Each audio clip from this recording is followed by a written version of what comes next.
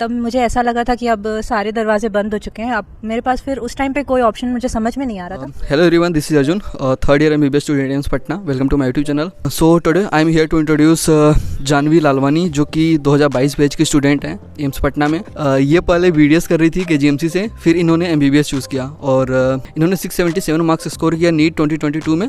तो आइए जानते हैं इनकी जर्नी के बारे में। Hello everyone, I am Janvi Lalwani from Kanpur, Uttar प्रदेश।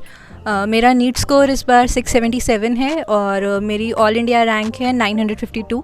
तुमने 12th कब किया था? मेरा 12 2018 में हुआ था।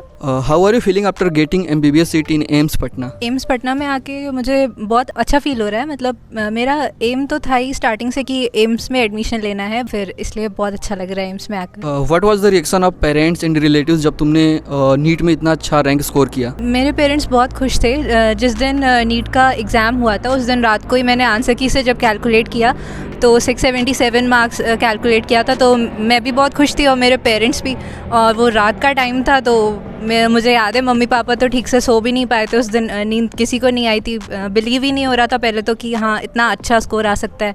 पहले एक्सपेक्ट तो किया था, लेकिन हाँ ये था कि 650 660 तक आ जाएगा, बट 677 तो it was a dream come true. ये नीट में कौन सा अटेम्प्ट था? मेरा 4th अटेम्प्ट था ये।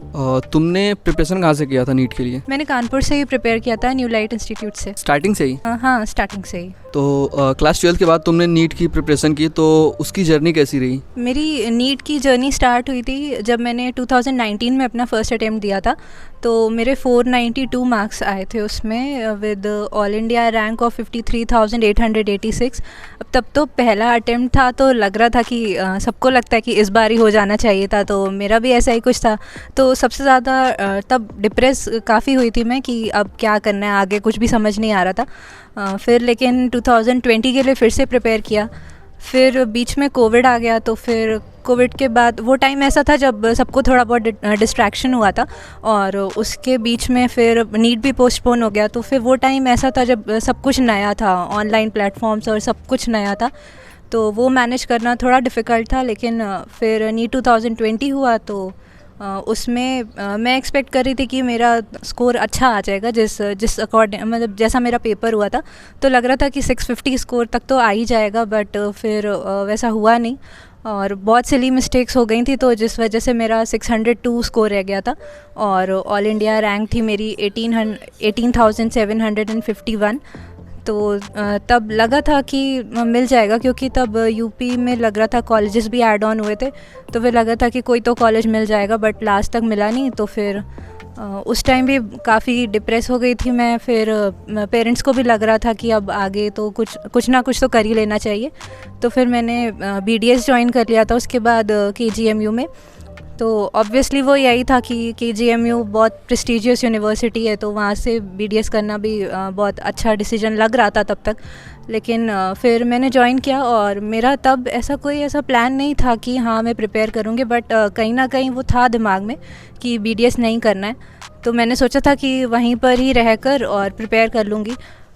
फिर वहाँ पे BDS ज्वाइन करने के बाद थोड़े दिन तक तो वहीं पर ही क्लासेस अटेंड की, सब कुछ किया, बट फिर इवेंचुअली फिर मेरा मन नहीं लगा BDS में, क्योंकि थोड़ा बहुत ऐसे प्रिपरेशन का भी रहता था कि हाँ शाम को क्लासेस से आके फिर प्रिपरेशन करनी पड़ती थी, तो फिर वो प्रेशर भी अलग रहता था, साथ में टेस्ट भी देने होते थे। तब फिर मन नहीं लगा, धीरे धीरे फिर वहाँ से मन हटता गया।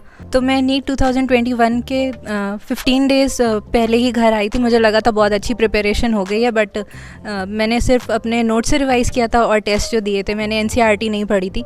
तो फिर नीट 2021 हुआ, उसमें वो पेपर मेरा अच्छा नहीं हुआ था, वो तो मुझे पता चल गया था। नीट 2021 में मेरा स्कोर था 594 और ऑल इंडिया रैंक थी 21,439। तो तब मुझे ऐसा लगा था कि अब सारे दरवाजे बंद हो चुके हैं। अब मेरे पास फिर उस टाइम पे कोई ऑप्शन मुझे समझ में नहीं आ रहा था। फिर मेरे पास बस यही ऑप्शन बचा था कि अब BDS कंटिन्यू करना पड़ेगा।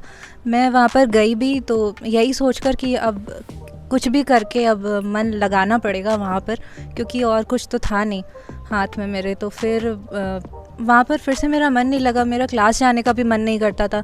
मन लगाने का भी ट्राई किया, बट वैसा हुआ नहीं।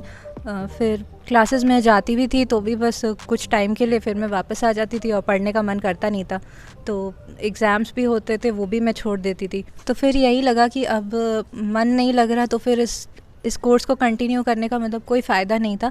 सब लोग पूछते भी थे कि BDS भी ऑब्वियसली बुरा कोर्स नहीं था, मैंने तो कभी भी नहीं कहा कि बुरा कोर्स है, लेकिन मेरे लिए वो BTech के इक्विवेलेंट था। मुझे उसमें भी इंटरेस्ट नहीं था, BTech में भी इंटरेस्ट नहीं था और BDS में भी इंटरेस्ट नहीं था। तो फिर मेरा वो एक और ऑप्शन वो कट ऑफ हो गया था कि अब वहाँ रह के भी प्रिपरेशन तो अच्छी हो नहीं पाई थी। तो फिर यही सोचा मैंने कि अब वहाँ रहने का भी कोई फ़ायदा नहीं था, तो आई थॉट कि अब रिज़ाइन करना ही बेटर रहेगा और घर पे रह के अच्छे से प्रिपेयर करके फिर से नीट 2022 फुल एनर्जी से देना है। तो फिर मैंने रिज़ाइन करने का डिसीजन लिया। बट उस टाइम फिर सब लोग मुझसे कहते थे कि रिज़ाइन मत करो और फिर वहाँ पर सीट होल्ड करके और साथ ही साथ प्रिपेयर करो। लेकिन फिर मेरा यही था कि मुझे बस ये हो गया था कि अब निकलना है यहाँ से और अब अच्छे से प्रिपरेशन करनी है। तो फिर मैंने फाइनली 17 जनवरी 2022 को वहाँ से रिज़ाइन किया BDS से। मुझे डॉक्यूमेंट्स मिल गए और फिर अच्छे से फिर उसके बाद मैंने प्रिपेयर किया नीट 2022 के लिए। फिर मैंने कोचिंग कोई नहीं ज्वाइन की थी और बस सेल्फ स्टडी घर पे करती थी, बस टेस्ट सीरीज़ ली थी, टेस्ट रेगुलरली देती थी। तो उससे मुझे बेनिफिट मिला और नीट 2022 में मेरे 677 मार्क्स आए और 952 ऑल इंडिया रैंक। तो 2022 में जब तुमने नीट दिया तो उससे पहले सेल्फ स्टडी किया था, तो सेल्फ स्टडी में तुमने कैसे मैनेज किया टाइम को और चीज़ों को कैसे पढ़ा? बायो में तो मेरी बस सिंपल स्ट्रैटेजी थी कि बस NCERT पढ़नी थी। तो NCERT जब मैं पढ़ती थी तो उसके बाद मतलब मल्टीपल टाइम्स NCERT तो पढ़ी थी। तो जब भी NCERT पढ़ती थी तो कुछ ना कुछ लाइंस ऐसी होती थी जो लगता था कि हाँ इतना आता है और ये लाइन ऐसी है जो चीज़ें मैं बार बार भूलती थी, तो उसको मैं सेपरेटली उसी पैराग्राफ या उसी पेज पर साइड में नोट डाउन कर लेती थी। और फिज़िक्स केमिस्ट्री तो NCERT मैंने पहले यही गलती की थी, मैं NCERT पे फोकस नहीं करती थी। तो इस बार बस NCERT पे फोकस करके और उसके मैं बायो की तरह ही फ़िज़िक्स और केमिस्ट्री के भी नोट्स बनाती थी और लास्ट में जब उसको पढ़ती रहती थी तो वो नोट्स फ़िल्टर करके एक शॉर्ट नोट्स मेरे पास लास्ट तक आते आते मेरे पास शॉर्ट नोट्स थे जो मुझे बस एक बार रिवाइज़ करना पड़ता था। तो हार्डली उसको 1 या 2 दिन लगते थे पूरी फ़िज़िक्स केमिस्ट्री रिवाइज़ करने के लिए। अच्छा, अपने प्रिपरेशन जर्नी में टेस्ट सीरीज़ को कैसे यूज़ किया और टेस्ट में कितने मार्क्स आ जाते थे? टेस्ट सीरीज़ का बहुत इम्पॉर्टेंट रोल रहता है। मतलब मैं तो सेल्फ स्टडी करती थी तो मेरे लिए अपनी प्रिपरेशन को टेस्ट करने के लिए मुझे मैक्सिमम टेस्ट देना ज़रूरी था। तो उससे ही मुझे पता चलता था कि मैं कहाँ लैग कर रही हूँ या फिर किस टॉपिक में मुझे अभी भी प्रॉब्लम थी। कोशिश करती थी कि मैक्सिमम टेस्ट दे पाऊँ। मेरा रोज़ का टारगेट रहता था कि रोज़ मैं एक टेस्ट तो दे ही दूँ। तो 2 to 5 का मेरा टाइम फ़िक्स था कि मुझे टेस्ट देना था। तो वो उससे आदत भी हो गई थी मेरी 2 to 5 में, मतलब मेरा माइंड उसी के अकॉर्डिंग एक्टिवेटेड रहता था और टेस्ट भी हो जाता था। पता चलता था मुझे रेगुलरली कि कौन से टॉपिक्स हैं जिस पे मैं लैग कर रही हूँ। तो फिर वो बेनिफिशियल था। और मेरे टेस्ट में स्टार्टिंग में तो मार्क्स इतने अच्छे नहीं आते थे, मतलब 610 620 तक रहते थे, लेकिन एंड तक आते आते 680 685 तक आ गए थे और उसके आसपास ही मेरा नीट का स्कोर भी रहा। What do you want to suggest to NEET aspirants? अब जो भी नीट एस्पिरेंट्स हैं मैं उनको बस एक ही सजेशन देना चाहती हूँ कि ज़्यादा सोर्सेज़ की तरफ नहीं जाना है आपको। जैसे NCERT पढ़ रहे हैं तो आप ट्राई करें कि NCERT को ही मैक्सिमम टाइम्स पढ़ लें। जैसा मेरे केस में भी होता था, मैं जितनी बार भी NCERT पढ़ती थी मुझे हर बार लगता था कि अभी भी कुछ चीज़ें हैं जो मुझे, कुछ लाइंस थी जो नहीं समझ में आती थी। तो फिर वो बहुत बेनिफिशियल रहता है NCERT पढ़ना। और नीट का पेपर टोटली NCERT बेस्ड होता है और मैक्सिमम मॉक टेस्ट दें और उससे भी अपनी प्रिपरेशन का आइडिया लगता है। सो ठीक है, थैंक यू सो मच। सो ठीक है, आई होप आप सभी को ये वीडियो पसंद आया हो। अगर वीडियो पसंद आया तो लाइक, कमेंट, शेयर करना और चैनल को सब्सक्राइब जरूर कर लेना।